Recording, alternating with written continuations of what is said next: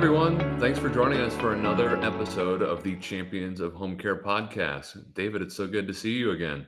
It's nice to see you again, too, Jason. It seems like it's been a little while. It's been a little bit, but we have something exciting cooking here for the fall. We do. On October 1st, which we've mentioned in previous podcasts, on October 1st, the transition to CFSS will begin. No more delays. So people who receive services through the PCA or the Consumer Support Grant or CSG programs will transition to CFSS during their regularly scheduled annual reassessment. And so what we're hoping is that through this little mini series of our podcasts, we hope to help clients, their family members, caregivers, case managers, really everyone connected to home care in Minnesota. We hope to help them prepare for this transition to these new programs. Yeah, it's a big new deal here, transitioning to CFSS. And for the uninitiated, under CFSS, there are going to be two different delivery models, the agency model and the budget model. Mhm. Today, we're going to dive specifically into the agency model. We'll get to some of those other elements in future podcasts. Luckily, we have two amazing guests lined up today, ready to tell us about it. They've already joined us for one CFS episode, and they're back to get specific on the agency model. They are back by popular demand. So let's welcome Rochelle Wodarz, our Accra Senior Program Director of CFSS and Compliance, and Amanda Whitmore, who is Accra's CFSS Director. How are you two doing today? I'm doing great. Great. Thanks for having us. Yeah, thanks for having us. Yeah, I'm so glad you were able to come back again. We know that this is such a critically important transition for folks who need and use the services, either CSG or PCA. And it's just so important for us to do anything that we can to make this as smooth a transition for those individuals and their families as possible. So, and Rochelle, Amanda, whoever would like to answer this or kind of get us started here answering this first question. For people who don't know much about CFSS, we'll skip past some of the basics, but can you remind us quickly what kind of services are available through CFSS and what programs that CFSS is actually replacing? Yeah, so I can take that one. Great. So let's start with what CFSS is replacing. So it's replacing traditional PCA and choice PCA services and the consumer support grant services for individuals. So what CFSS will provide is really much of the same services we provide really if you were utilizing PCA services. We'll really just focus on the agency model today. Those in-home supports that were available with PCA services, such as ADL support and health-related tasks, are still going to be offered much the same as they were with the agency model under CFSS. There's still going to be some new things that are going to be available with the agency model that were not available for individuals previously under PCA services, such as some things that you could use your budget for to purchase items such as assistive technology or environmental modifications that would reduce your need for human assistance. And then there's also going to be a budget for workers to acquire some skills needed to complete your cares. So those are just a couple of things that are going to be new under that agency model. But otherwise, your cares are going to be much the same available to you that they were under PCA services. Well, I know that one of the questions that have come up in conversations with friends of mine who happen to use PCA services is that whether they choose the agency model, can they keep their same caregiver? And I know that that's critically important for a lot of people. Mm-hmm. Yeah, they sure can. They can transition those caregivers right over into the agency model of services. And they would just need to make sure that they check with whatever company that they're working with right now to check with what those requirements are. But it should be a pretty seamless transition. And if I'm not mistaken, under the agency model, the provider agency like Accra will have a different kind of role or responsibility in helping to support the availability of caregivers. Yeah, so there will be a little bit more support from your agencies to help with some of that. It still will be a little bit limited what they can do, but there will be a little bit more support from agencies than what you may have had in the past if you were using a choice model. But you may notice a little bit of change if you were using a traditional model for what support you were receiving. So kind of meeting in the middle between traditional and choice services. Okay. And Rochelle, I mean, how do clients go about the process to pick an agency to work with? And equally important, especially for our listeners who are very likely Accra clients, can they continue to work with Accra? Yes, they absolutely can continue to work with Accra. The way that they would go about choosing really starts with their consultation services provider. There may be some discussion about it at the assessment, but then after the assessment, they will meet with their consultation services provider, who is really going to be helpful in educating them about the models. And once the model is chosen, so if they're choosing agency, they certainly will get a list of different options of where they can choose their services. If they're an Accra client, they absolutely can stay with Accra. And whether they choose the agency or the budget model, we will be there to provide whichever they prefer. Wonderful. That's great. And I'm sure that will be good news for many of our listeners to know that they don't necessarily have to change agencies. They can stick with, not only, as Amanda pointed out, they can stick with their same caregivers that they have probably formed a relationship with of sorts, and they can stay with the same agency. So that hopefully that'll give some of our listeners some degree of comfort around that as well. So, but now we know that there's additional responsibilities for the agency to do some of the hiring and training and that, but will they be directly, well, that sounds awkward, directly directing the client cares as well? And will they be responsible, will the agency be responsible for writing the care plan? Yeah, very similar to current PCA services. They will be a part of creating the plan of care, which is called the service delivery plan in CFSS. So yes, they will definitely be a part of that. They will be doing that with their supervising professional currently in PCA services, that we call those qualified professionals. When we switch over to CFSS, they'll be called supervising professionals. So they will be part of writing the plan. They will definitely have input. We will need their input into that. And they'll also be starting that plan. They'll be starting writing that plan with the consultation services provider as well. They will be directing their care. That will not change. And as far as a little bit of a difference with the agency model, with the hiring and the training, in CFSS, the participant or their representative, they have a significant role in choosing their own worker, and they must direct their worker as they deliver the services. So in the agency model, providers will make a reasonable effort to fulfill the request of a person or a participant's preferred support worker, which we called PCA currently. But I will say, from an Accra standpoint, in our over 30 years of experience, we found that most participants have greater success with quality and consistency of care when they choose their own preferred support worker or their own PCA. So as a resource, we provide access to our job board. We've also seen people have great success when they reach out within their own communities, including their friends, family, or faith-based communities.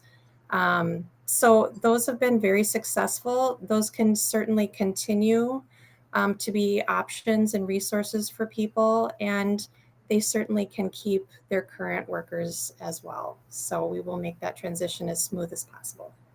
Fantastic. I'm sure that will be a great relief to many of our listeners.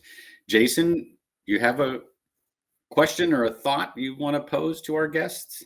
Yeah, well, when I've gone through the CFSS information on the website, people will notice the distinction between the budget model and the agency model, that The agency model, you have service units, and of course, at the budget model, you are managing a budget.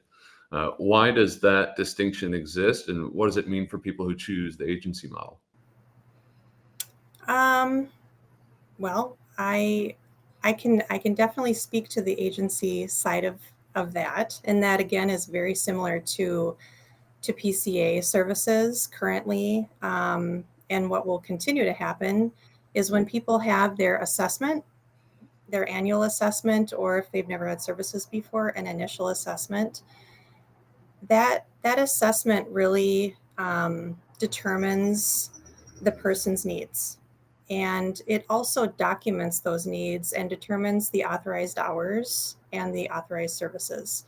So that equates to what is approved. So currently somebody has an assessment, they are identified with, which ADLs or IADLs are considered assessed needs or dependencies. And that turns into, this equates to X number of hours per day. And so that will continue. One thing that does sometimes confuse people, which I don't think is going to change, is that on your service agreement, you see it in units, and one unit equals 15 minutes. So, and we are always here to help do the math to help you figure out how many hours a day does that mean. And that will also be something that you would see on your assessment or reassessment. So in addition, in CFSS, something that is going to be new, so we'll have the service units on the authorization, but each client will also have a worker training and development budget, which Amanda did allude to when she was doing her overview. Wonderful. Great. So if you have 4 units, that equals 1 hour of service. Yes. To kind of make the math a little easier for people like me. Right. Yes. Sorry, I meant to No, put that's that okay. all together, but yes. No, that is very clear. So Go ahead, Jason. we're obviously arming people today with a lot of information about the agency model, and we'll do this again for the budget model. But for folks who watch these and are still like, I'm not sure, they want some more direct help on figuring out which model to choose. Are they going to have additional assistance? Amanda referred to consultation services earlier. That kind of helps people decide which model they want to go with, right?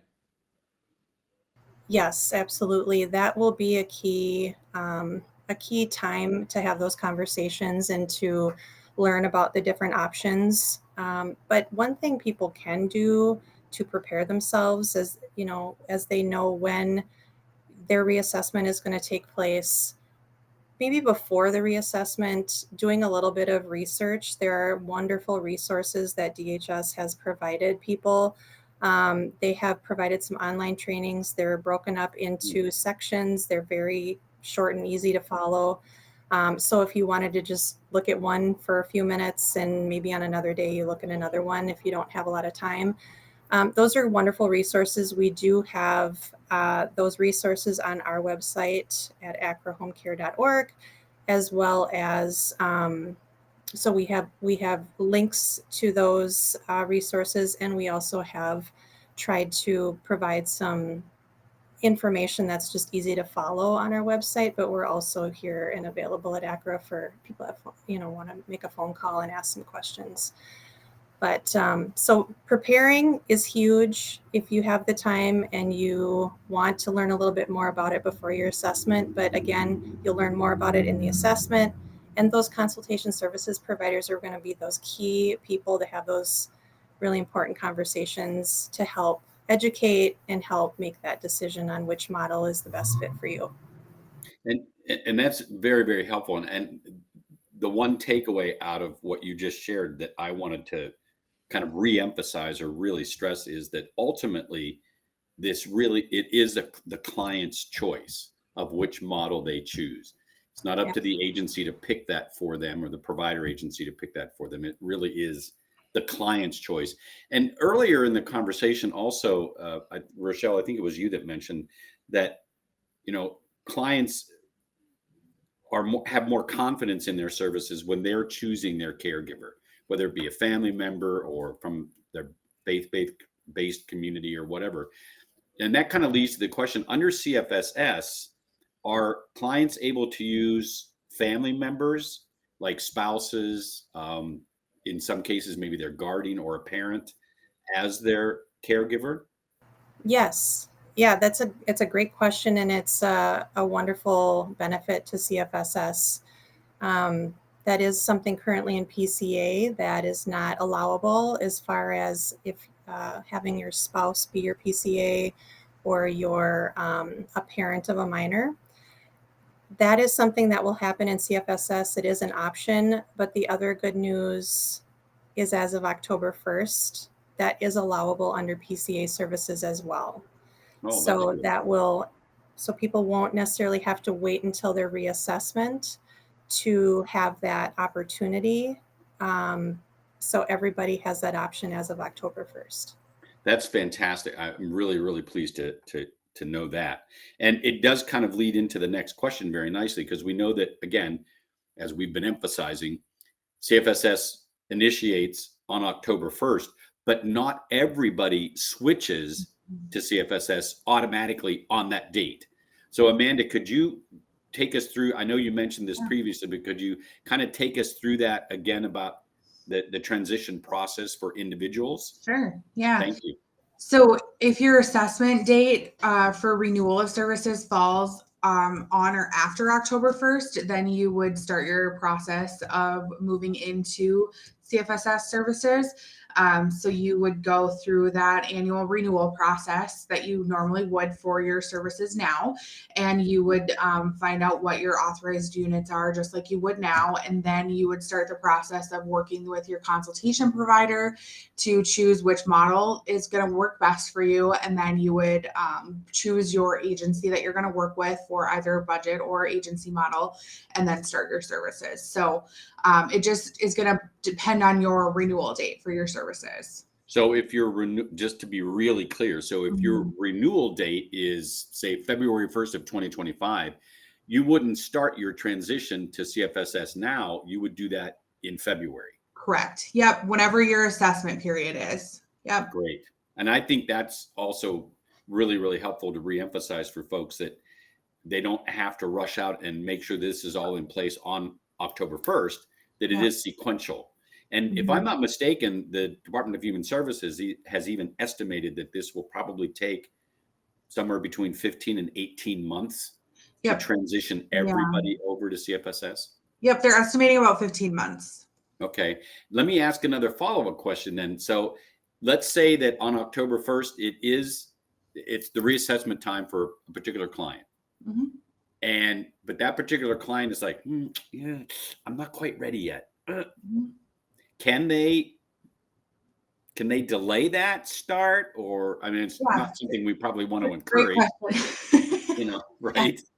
Yeah, it's a great question. So DHS has said that everybody will have an automatic 3-month extension of their services, because they realize that the process will take some time to work through that assessment period, getting your consultation services provider, your plan, everything going. But beyond that 3-month extension of services, you won't be able to delay moving into CFSS unless you were to choose another program, such as like a waivered service like CDCS, if you were able to move on to a waivered service. But if you're working with PCA or CSG, you would have to move into CFSS. So you get one opportunity to delay to facilitate the process. Yep. But you only get one. Yeah, and it's an automatic. 3 months, you don't have to ask for it. It's just going to be an automatic. Yep. But people should be aware that when that 3 months is up, now it's time. Yeah, because your services you can't delay for another 3 months. Yeah, you can't kick the can down the road in perpetuity. So great. Is there anything else related that we've missed, that our questions haven't touched on, that Jason and I unwittingly overlooked, that you want to make sure that our listeners are aware of? And I'd say, if not, if we've covered everything, could you give the listeners again the 30-second synopsis of what they need to know about the agency model? We've covered a lot of ground in 20 minutes, but if we've covered everything, can we just remind people, this is the need to know, this is the agency model, in like 60 seconds or less?